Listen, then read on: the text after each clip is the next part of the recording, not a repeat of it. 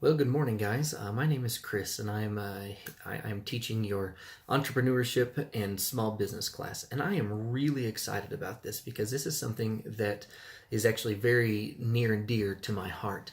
I've actually been a small business owner and an entrepreneur for the last 15 years now, and so it is something that I do believe that I have a lot of experience in. I'm not going to lie to you and tell you that I'm an expert in it because that just wouldn't necessarily be true, because there are still things that I still make mistakes in, and there are things that I can always learn to do a lot better, even within all of that. And so, but I'm really excited about this class. Over the next few months, we're going to be going through these books that are there listed in the information section of this class. And one of the things that I'm really excited about doing this is just kind of sharing a lot of my experiences.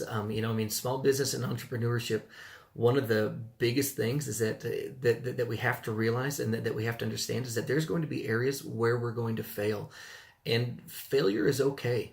I tell people all the time, as long as you're failing forward, you're all right, because it's sometimes we can get knocked down, and sometimes we can have something happen where we feel as though that we have failed, when in reality, you may have made a mistake. But as long as you continue to get back up and you continue to work toward the next goal that you have, you've never failed.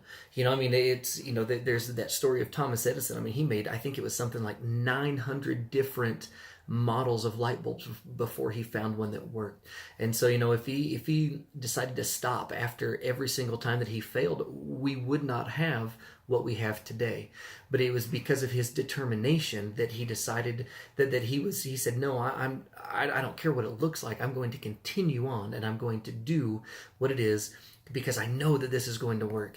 And there is a tenacity, a steadfastness, a stubbornness that has to be part of being an entrepreneur and a small business owner. Without it, I personally just don't believe that you will ever be successful. Now, throughout these books that we are going to be looking through during this semester, you may not agree with everything that they say. Honestly, I don't necessarily agree with everything they say, but we are going to find those things, because you cannot deny the fact that these people who have written these books, that they are successful, and they've been very successful doing what they do. So, for us to sit there and say, well, I don't agree with this, so I'm going to throw the whole thing out, that would be silly, because these guys have been successful for years on end. So I'm very excited about this class. There is a lot of crossover between small business and entrepreneurship, that cross over with leadership, and we're going to be doing a lot of things about leadership. I love talking about leadership. For those of you who have had my class in the past, you know this. But then there's also a lot of the crossover that even happens that can be very correlated into ministry as well. Sometimes we want to separate business from ministry, when in reality, those two are a lot closer than what we really think. And there are things that we have to do from the business standpoint within ministry, and then there are things from the ministry standpoint that we have to do that are very that are the exact same within business. And so there are areas where they're separate, but there are a lot of areas where they are very, very closely aligned, if not even the same. Whenever I started my business that I've owned for the last 15 years, whenever I started that, I was 23 years old, and I did not know a thing. And I had a really bad combination of things. Number one, I was very insecure.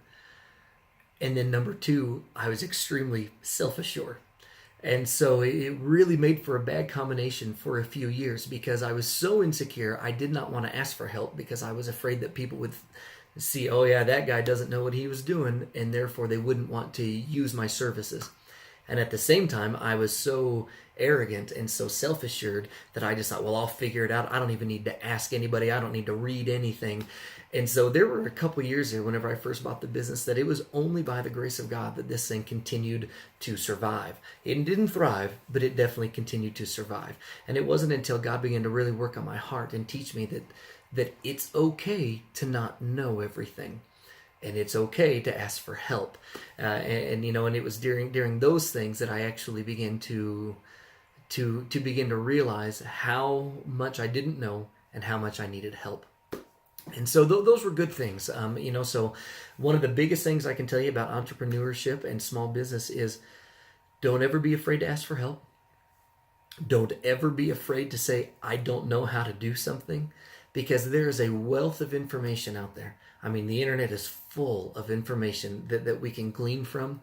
There are books out there for anything that you want to do, and not all of them are good. But even in those bad ones, you can usually find something. You can find a nugget or two that you're going to say, yes, that can actually help me in this area of entrepreneurship, or in this area of small business, or in this area of church. And the other great thing is that you should be able to find someone in your field, or someone who does something along the lines of small business that you're wanting to do. Find somebody in your geographic area who you can go to ask for help, who you can go to and look and say, hey man, I need help in this, or what would you do in this situation? Because anybody who is worth their weight, they're not going to be insecure, and they're going to be willing to help. Now that I've been doing this for 15 years, I give help to other small businesses around. I own a carpet cleaning and handyman business. And so for years, I always thought that it was, oh man, if I'm going to do this, we have to be really careful, because what if they take my customers, or what if I take their customers? And then I realized that there are enough customers around that it benefits me to help the guys in the industry, because in the reality is that I'm actually helping future customers, even if I don't have them right now. Because if I'm telling these guys how to do it better, or I'm showing them things that they can actually do better, then it just releases something to where then it creates an atmosphere. It begins to create a culture within the carpet cleaning industry that everybody can do things better. Currently there's only one guy in town who's been doing it longer than I have. And so we have began to help, well, he has not as much as I have, but I've begun to help a lot of these new guys come up, and some of these new guys, man, they are doing better things than I've ever done, and they're doing bigger things than I've ever done, and I'm excited for them. I don't ever get jealous about it anymore, because they come to me and say, man, Chris, I wouldn't have been able to do this if you hadn't have helped me here, or you hadn't have done this for me. And so I'm giving the customers a much better product overall, because these guys have different ways of doing things, but yet they're able to combine some of the knowledge that I had and some of the wisdom that I had in those areas. And now the customer is getting a much better product overall, and then they're having a much better experience overall. And so, within small business and entrepreneurship, it's very tempting and very easy to get, to get jealous of one another, and to kind of become very inward focused and saying, I don't want to lose this, so I better maintain it. But if you're going to do that, then you're never going to grow. You're never going to become who you're supposed to become. And if you're out there always helping advance that entire industry, everybody's going to win. And it's the same thing with church. If you're out there actually helping the other churches who are good, solid churches who believe the Bible, and you're able to help them, and you're able to help people, even if someone comes to your church and maybe they don't fit, or they don't feel like they're called to your church for whatever reason, instead of saying, well, all right, we're going to see you later, maybe it's time for us to start saying, hey, you know what, you should check out this church, or what is it exactly that you're looking for? What is it that you believe that God is leading you to do? And if you, as a leader, have a good enough relationship with some of the other leaders in churches around, you're going to be able to actually point them in the right direction. And then you can call that leader and say, hey, so-and-so came to my church. They don't feel that they're really called to be here, but it's exciting to see, because I told them to come to your church after hearing what it was that they had to offer and what it was that they were looking for. And so then, that it just creates a community, because it's all about advancing the kingdom in that regard.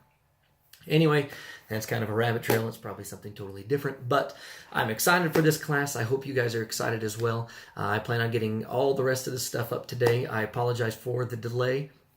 I had some emergent situations that I had to take care of over the weekend, and so I wasn't able to get everything uploaded as quickly as I had planned. So please forgive me on that, but I'm excited about this semester. If you guys have any questions, please call, text, email, whatever it is that you need to do. Texting is usually the fastest way to get to me, because I have my phone with me always when I'm at work. So this is going to be a great semester, and I'm excited to see where we go, and have a great day.